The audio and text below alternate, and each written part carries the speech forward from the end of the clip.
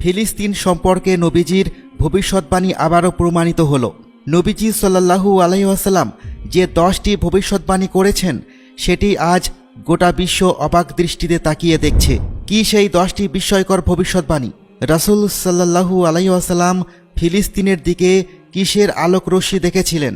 এই শাম দেশেই হাসরের ময়দান অনুষ্ঠিত হবে, সবাইকে এখানেই একত্রিত করা হবে। আল্লাহর ফেরেশতারা ফিলিস্তিনের উপর কেন ডানা বিছিয়ে রেখেছেন? প্রিয় বন্ধুরা, আরও কিছু বিস্ময়কর ভবিষ্যৎবাণী জানতে ভিডিওর শেষ পর্যন্ত আমাদের সাথেই থাকুন। মুসলিম উম্মার কাছে পবিত্র নগরী মক্কা এবং মদিনার পরে তৃতীয় পবিত্র ও ভালোবাসার স্থান শাম দেশ। কেননা রাসূল সাল্লাল্লাহু আলাইহি ওয়াসাল্লামের অনেক তাৎপর্যপূর্ণ ভবিষ্যৎবাণী রয়েছে শাম দেশকে কেন্দ্র করে। কুরআন সুন্নায় বর্ণিত তৎকালীন সময়ে শাম দেশ বলতে বর্তমান সময়ের সিরিয়া, জর্ডান, লেবানন ও ঐতিহাসিক ফিলিস্তিন ভূখণ্ডকে বোঝানো হতো। এই শাম দেশকে কেন্দ্র করে যতগুলো তথ্য হাদিসের বিখ্যাত গ্রন্থগুলিতে পাওয়া যায়, সেই শাম দেশের সীমানা অবশ্য আজকের সিরিয়া থেকে অনেক বিস্তৃতি এবং বড় ছিল। কুরআন সুন্নায় বর্ণিত সিরিয়া, জর্ডান, লেবানন ও ঐতিহাসিক ফিলিস্তিন ভূখণ্ডের সমন্বয়ে ছিল বিশ্বনবীর সময়ের শাম দেশ।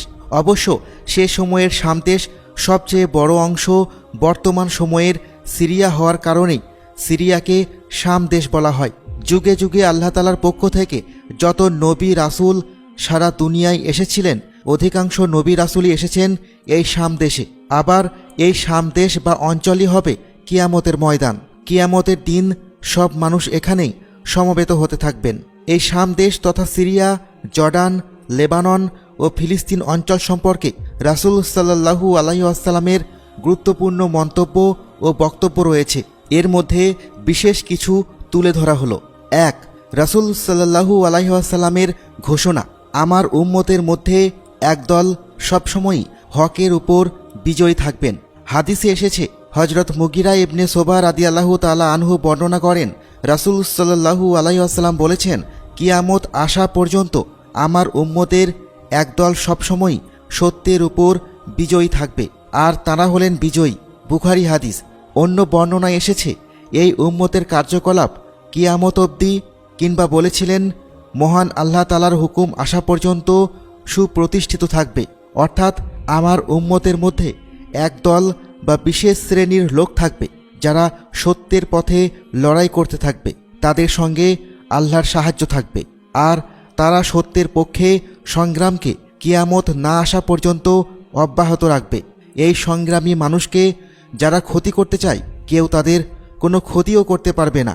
হাদিসে উল্লেখিত যে দলটির কথা বলা হয়েছে, যারা আল্লাহর পক্ষ থেকে সাহায্য পাবেন এবং সত্যের উপর অবিচল থাকবেন, তাদের পরিচয় ও অবস্থান সম্পর্কে সাহাবায়ে কেরাম বলেছেন, এই দলটি শাম দেশ অঞ্চলের অবস্থানকারী হবেন, আর তারা হবে ঠিক কিয়ামতের আগ মুহূর্তে। তাছাড়া তাবরানির এক বর্ণনায় রাসূল সাল্লাল্লাহু আলাইহি ওয়াসাল্লাম বলেছেন, যে দলটি থাকবে সিরিয়া বা শাম দেশে। 2.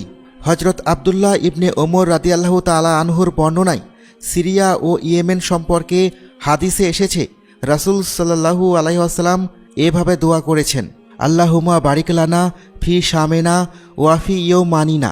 অর্থ, হে আল্লাহ, আপনি আমাদের শাম এবং ইয়ামেনে বরকত দান করুন।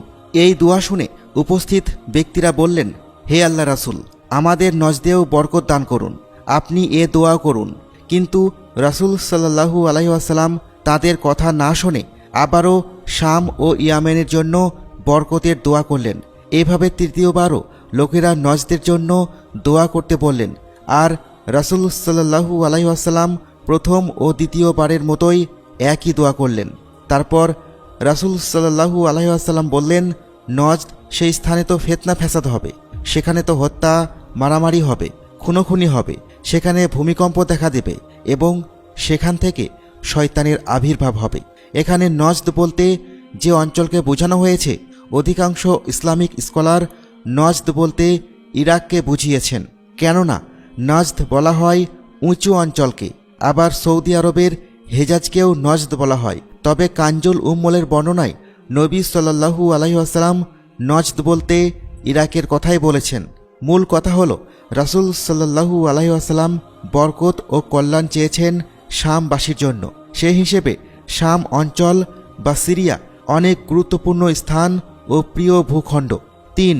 হজরত আবদুল্লাহ ইবনে হাওয়ালা রাদিয়াল্লাহু আনহু বর্ণনা করেন, রাসূল সাল্লাল্লাহু আলাইহি ওয়াসাল্লাম আমাকে বলেছেন, যখন তুমি দেখবে খেলাফত কোনো পবিত্র ভূমিতে অবতরণ করেছে বা প্রতিষ্ঠিত হয়েছে, তখন তুমি মনে করবে যে কিয়ামত খুব সন্নিকটে এসে গেছে। আবু দাউদ ও মুসনাদে আহমদ। এই হাদিসে উল্লেখিত পবিত্র ভূমি সম্পর্কে হাদিস বিশারদগণ বলেছেন, এ পবিত্র ভূমি বলতে শাম অঞ্চল বা সিরিয়া। উল্লেখিত হাদিসের পর্যালোচনা করলেই তা প্রমাণিত হয়ে যায়। ৪. রাসূল সাল্লাল্লাহু আলাইহি ওয়াসাল্লাম সিরিয়াকে মুসলিম বিশ্বের হৃৎপিণ্ড হিসেবে অভিহিত করেছেন বা মন্তব্য করেছেন।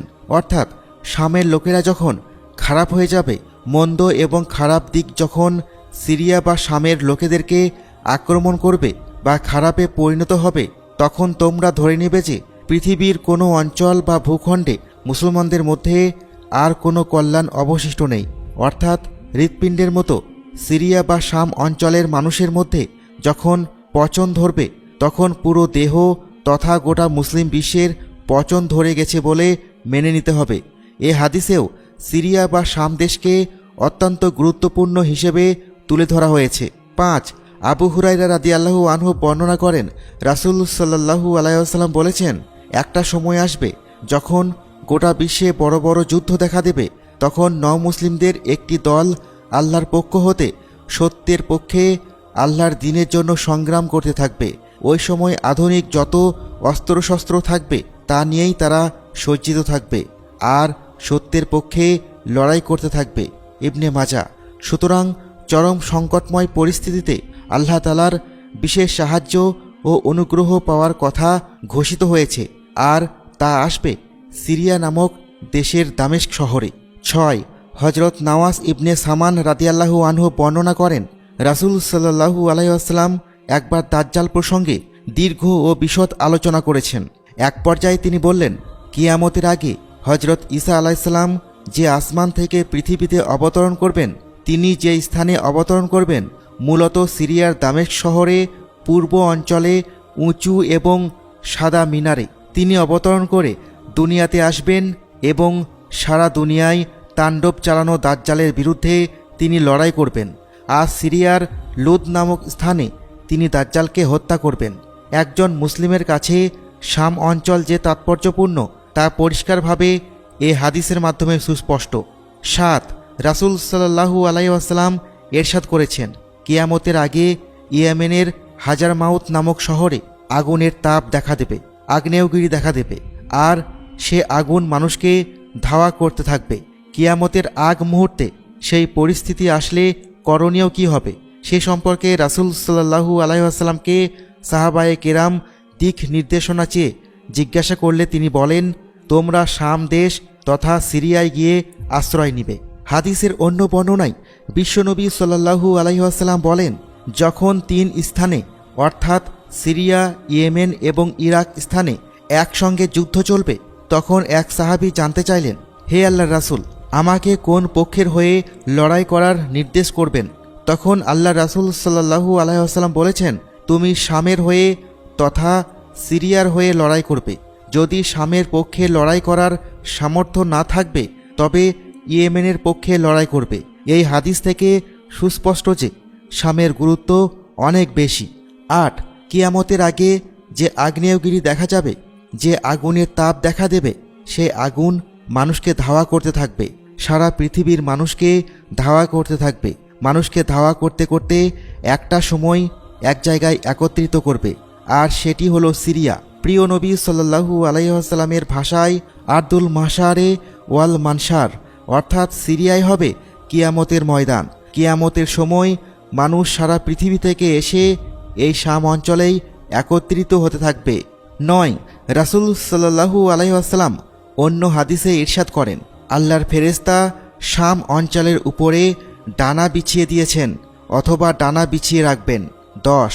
অন্য এক হাদিসে প্রিয় নবী সাল্লাল্লাহু আলাইহি ওয়াসাল্লাম তাঁর স্বপ্নে বিবরণ দিতে গিয়ে বলেন, একবার আমি শুয়েছিলাম, দেখলাম আমার মাথার নিচ থেকে আল্লাহর কিতাবকে ছিনিয়ে নিয়ে যাওয়া হলো। আর সেটাকে যখন নিয়ে যাওয়া হচ্ছিল তখন আমি তাকিয়ে দেখলাম কোথায় নিয়ে যাওয়া হচ্ছে। দেখলাম একটা আলোক রশ্মি চলে যাচ্ছে, যেতে যেতে এটা শাম অঞ্চল তথা সিরিয়া ভূমি পর্যন্ত চলে গেল আর সেটা সেখানেই অবতরণ করল। তারপর রাসূলুল্লাহ সাল্লাল্লাহু আলাইহি ওয়াসাল্লাম বললেন, যখন সারা পৃথিবীতে ফিতনা ফেসাদে ভরে যাবে তখন ইমানের ঠিকানা হবে শাম বা সিরিয়া অঞ্চল, আর ইমানদারদের শেষ আশ্রয়স্থল হবে শাম বা সিরিয়া অঞ্চল। উল্লেখিত হাদিস থেকে একটি বিষয় সুস্পষ্ট যে কিয়ামতের আগ মুহূর্তে পবিত্র নগরী মক্কা মদিনা থেকেও ঘটনাবহুল স্থানে পরিণত হবে শাম দেশ তথা কুরআন সুন্নাহর পরিভাষায় সিরিয়া, জর্ডান, লেবানন ও ফিলিস্তিন অঞ্চল। আর এই স্থানগুলোর মর্যাদাও অনেক বেশি।